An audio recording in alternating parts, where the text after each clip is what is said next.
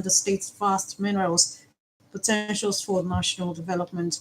Responding, Governor Sule commended Dr. Alake for effectively driving President Bola Tinubu's agenda on mining development, adding, however, that challenges such as insecurity persists in some areas, prompting the need for further collaboration with the minister and the Minister of Defense. The special advisor to President Tinubu on energy, Mr. Olu Verhan, says the country's power industry needs significant investment to achieve its development aims. Therefore, Nigerians should brace for fresh electricity tariffs in months. According to him, Nigeria's power prices need to rise by about two-thirds for many customers to reflect the cost of supplying it. The energy advisor explained that higher electricity tariffs, which need to be balanced by subsidies for less affluent customers, are required to fund the maintenance needed to improve reliability and to attract private investors into power generation and transmission. The Lagos State government is committed to simplifying the adoption process to discourage illegal child trafficking. The State Commissioner for Youth and Social Development, Mr. Mobolaji Ogunlende, made this known while addressing concerns about the lengthy procedures that many have blamed for the rise in child trafficking. Speaking at the Zone 2 Police Command headquarters in Onikon, they assured that the government is working to reduce the time frame required for adoption, the rigorous safeguards necessary to ensure children are placed in safe and appropriate homes. Back home, the Ogun State government will soon commence rehabilitation and upgrade of infrastructure to improve the quality of water supply to residents. The special advisor to the governor on sustainable development goals and water resources, Honorable Damilola Otunbanjo, who made this known in a statement, lamented that government's efforts are being frustrated by constant damage to facilities by communities' contractors. She condemned the deliberate attempt by some residents to willfully destroy basic water infrastructure, accusing contractors of destroying pipes along the road during construction without making efforts to replace them.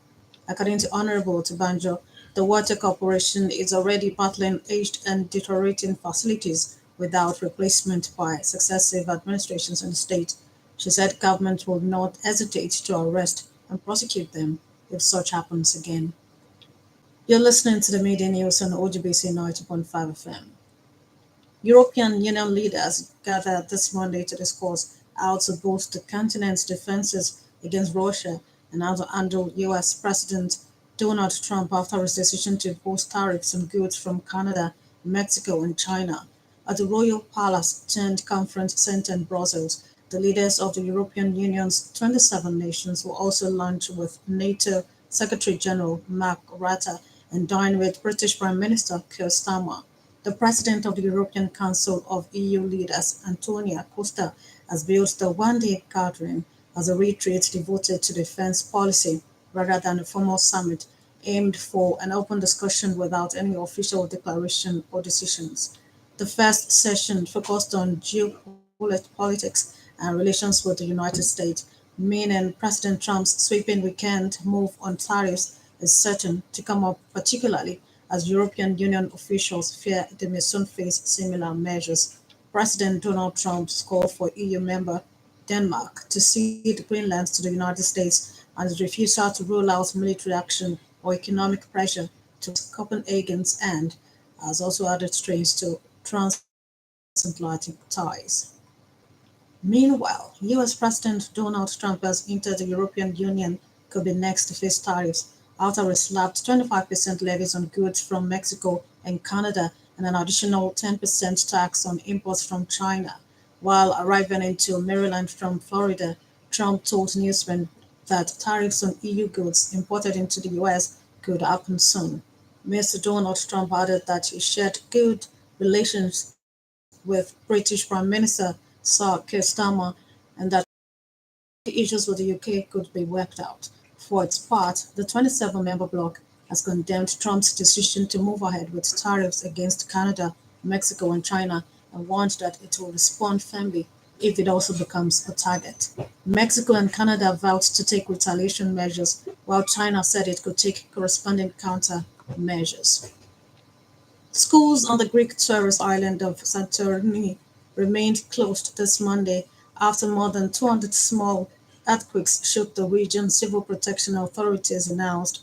The government ordered the move after a series of tremors on the sea around Santorini and surrounding island, the site of one of the largest volcanic eruptions in recorded history. Some 200 more earthquakes have been recorded, the strongest so far, with a magnitude of 4.5, according to authorities. The Department of Geophysics of the University of Athens on Sunday said quakes of magnitude 4.1 and 4.5 shook the region. Authorities said the quakes were triggered by tectonic rather than volcanic activity. Australian authorities are scrambling to help isolated communities in Queensland after a flooding emergency forced thousands of evacuations, cut power to homes, and washed away sectors of a vital highway.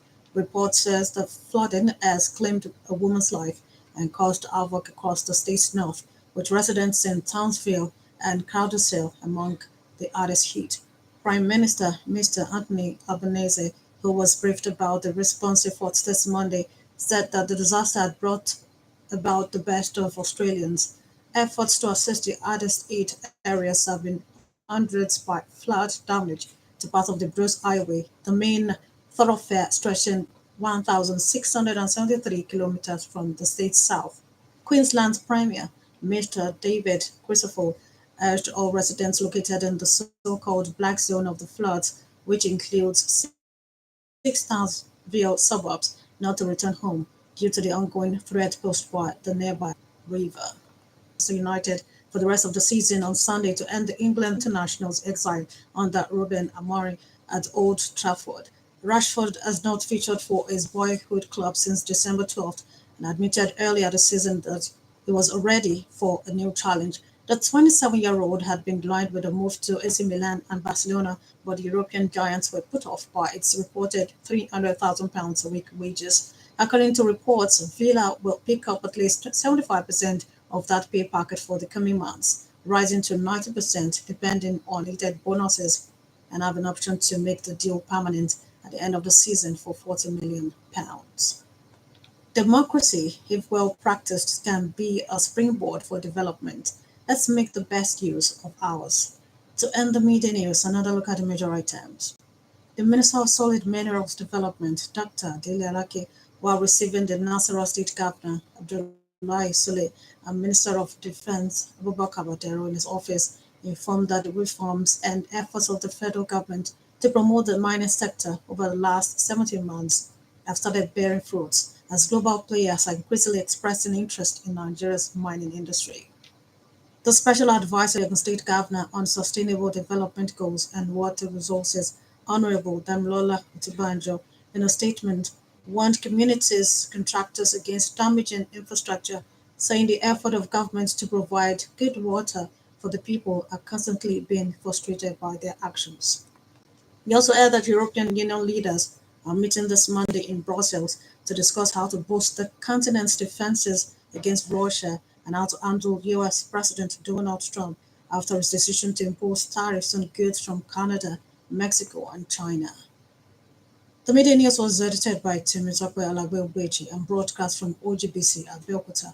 For exclusive programs and the latest news updates, visit our website at ogunradio.ng. Follow us on Facebook at Ogun Radio at Belkota and on X at OGBC 905 FM. You can also listen to OGBC on the Radio Garden.